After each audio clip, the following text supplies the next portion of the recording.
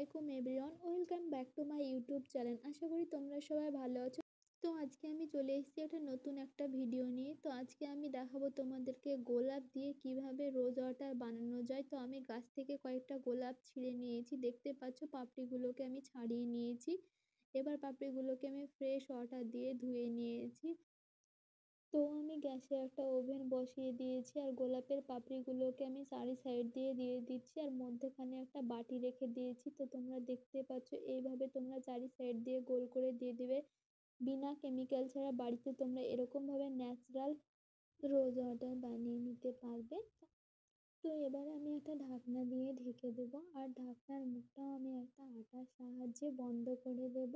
দেখতেই পাচ্ছ তোমরা আমি ঢাকনা দিয়ে ঢেকে দিয়েছি আর একটা আটা দিয়ে মুখটা ভালো করে বন্ধ করে দিচ্ছি, যেন কোনো বাষ্পই না বাইরে বের হতে পারে। সব পুরো বাষ্পটা ওই বাটিতে গিয়ে জমবে আর ওটাকে আমরা রোজ ওয়াটার হিসাবে ইউজ করে থাকি।